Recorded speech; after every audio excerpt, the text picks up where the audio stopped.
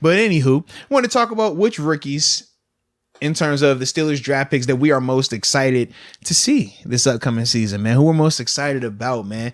So, it is home court advantage, man. So I figure I'll let you go out here and throw your Kenny stake in the ground. I get it, man. And give us the Kenny for president. I love him. You love him. You don't have to like him, but you're going to have to respect him. Here's an upgrade. And this is why he's number 8 and not number 7, because he's taking us a level up, baby. All right, let's go. Hey, and put it in the chat too. Who you're most excited about seeing this year? Which of the rookies you're most excited about? Yep, definitely put it in the chat, please. How is that not the most obvious answer? For you, I know it was gonna be for you. That's why I don't want to necessarily just come out and say it. Why? You like this though? That's your vibe, man. This your soapbox, man. Stand on it. But I'm excited for all of our first 4 round picks. I think they're really good, but it's got to be Kenny. I mean, I am really excited about Pickens though too. So maybe I could say a little something about both. But no. You Kenny's your dude, man. Bro, be excited for your guy, bro. Like what TG said, you draft a quarterback in the first round. We all know how important the position of quarterback is. Yeah. You want to see him out there. Talk about it. And then especially the Pitt to Pittsburgh connection. Talk about it. Can this story actually unfold and be a successful story? Talk about it, man. So not only that, but then whenever we're talking about the offseason, I'm excited to see him in competition because how long has it been since he's been in actual competition? I mean, he was the starter for basically like 5 years here at Pitt. Hadn't had to go up against anyone. Now we draft him. Usually when you're the first round pick, it's like, this is going to be the guy. Especially for us, it's going to be eventually.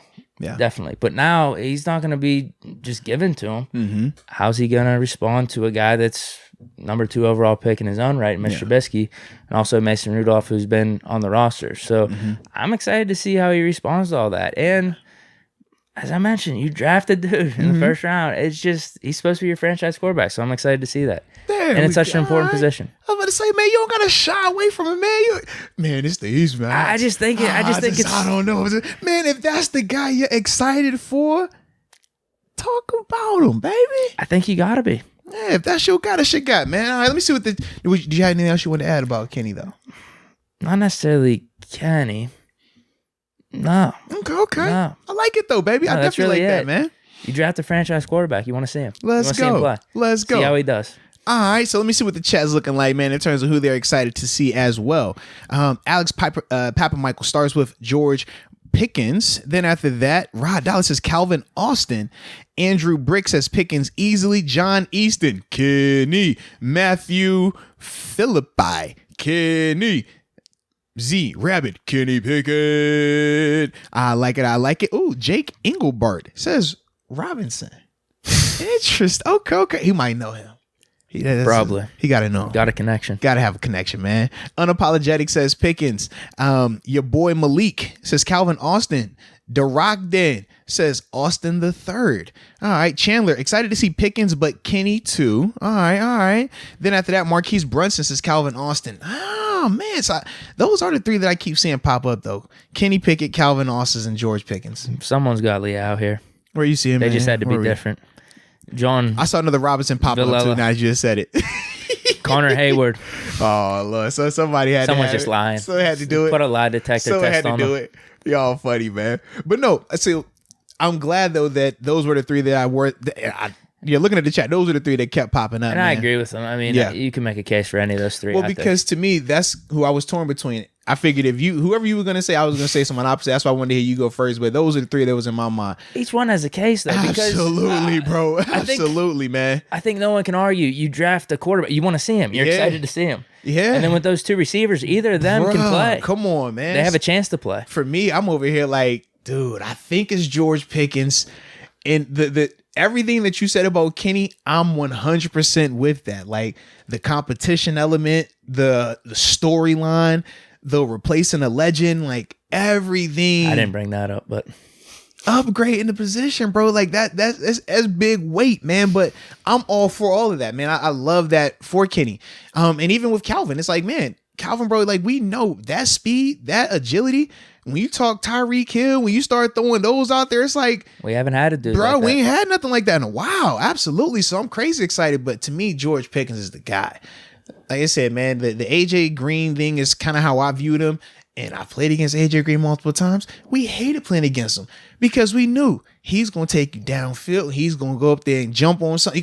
He dunking on somebody when he get that rock. And he was a confident hands catcher. I'm just excited because, like, I haven't seen that in a while in Pittsburgh in terms of that combination. We talk about Plax. Plax is a red zone guy. We talk about Tay. Martavis was nice, but we knew his hands weren't the most consistent. I understand. AB was dope, but AB wasn't 6'3".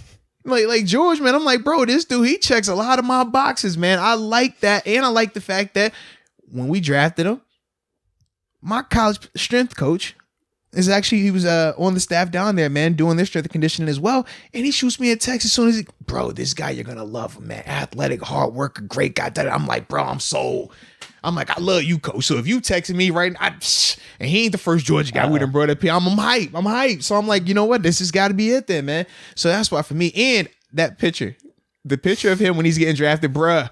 Yo, what was that? I don't know. He was just so locked in. He was so locked in. They said my man looked like he just listened to straight NBA YoungBoy, bruh. Or excuse me, YoungBoy NBA. There you go. I'm wilding over here. But bruh, as soon as I seen it, I'm just like, oh, yeah, I like that energy. You definitely look like you trouble ski mask on and everything. I say, yo, what is going on here? Yeah. So for me, he's definitely my guy, man. Well, I can they call him NFL young boy. That's what I was like, yeah. I threw it. I was like, yo, it's NFL young. Yep. That's what they call him, NFL young boy, bruh. Black Air Force energy. That's definitely him, man. He's definitely Black Air Forces, man. Well, I could add to that too. Yeah. What's exciting about Pickens is he could fight. Well, yeah, there's that. He undefeated. I ain't seen him lose one yet. For sure. We might get some new AFC North battles going on here. I'm kind of excited about that. Definitely. But his success or his potential is not really predicated on who the quarterback is. Right. So that's, I think, the plus as to why maybe you could say you're most excited about him, because he, in and of his own right, he's going to have his role. Yeah. Well, I was going to say, he, in and of his own right, I'm talking about Pickett being like the franchise quarterback. Yeah. He could be the Steelers wide receiver one, not only for the future. I think he's got that potential this year. No, he does. He definitely does. Those are additional reasons to be excited for him. Like you said, man, coming into this season, I think that it's an easier route for George to make an impact early in the season and starting and playing and we seeing him. So I think the excitement is a lot easier for me to get on board with that. Whereas with Kenny, I'm scared to get too excited because I'm like, what if he doesn't beat out Mitch and I have to wait X amount of games to see him? And then when I do get to see him, it's because Mitch is playing bad and now we want to make a switch. That's the part where I'm just like, I'm not as excited about that. But then I'm like, I get crazy excited when I'm thinking like, oh yeah, he could beat him out though, be the start of week 1. So that's what I'm kind of like torn with that. Whereas with George, I don't think I have to worry. Like, this dude is going to be out there.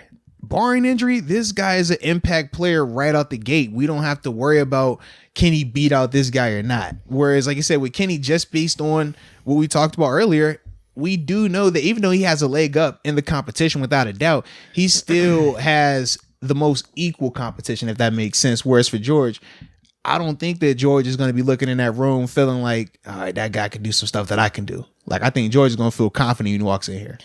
And not saying that Kenny won't be confident, but I just think it's a difference between when you know, man, I'm 1,000 times better than this guy right here versus, all right, is you nice like me or am I nicer than you? Like when you start having that question in your head, it's a little different. Okay, so this is interesting because I brought this up last podcast. Receiver room playing out then.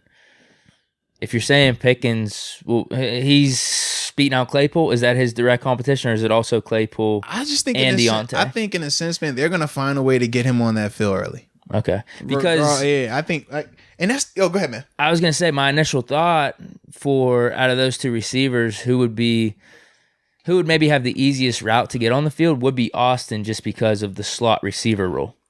I hear you. Pickens going to be on the field, bro. And I'm fine with that. I want him to be. You think it could just be a 3-man rotation for the wide receiver and wide receiver two spots? I think they're going to find a way. Between Deontay, Pickens, and Claypool? Absolutely. I think they're going to find a way to utilize him out there, man, because he's just too talented, too consistent based on what we saw from him coming out of college and based on his intangibles and the things that make his game transition to the NFL level as well, I just don't see a scenario where he's not going to be out there. Like Calvin has a inside route as well because of his position. He just got to beat out think Miller. He has right. I would say Miller, and then in terms of the whole returning thing, I was gonna say if we want to throw that into the equation as well, that's gonna be a whole another ball game in terms of him beating out an All Pro in terms of Gunnar Olszewski. But to me, man, I just think that George, he's gonna be ready to go, bro. Yeah. Wouldn't hurt us if we did George and Claypool on an outside through Deontay in the slot. Mm-hmm. Is that doable, or is Deontay too small of a frame to play in the slot? Yeah. No, absolutely. Deontay's built more like a slot. Okay. Because that's how AB is built. But it's just like they're good enough and dynamic enough to play on the outside. You just want a guy that's not going to be afraid going over the middle. Correct. Because you get some shots now. Or even like hook route over the middle too. Yeah, you're right. Mm-hmm. Oh, and Rod Dowell also brought up Steve Sims as well. I forgot all about him. Nah, he's out of it. He's done. Yeah, he's done. You were excited when we brought him in, though.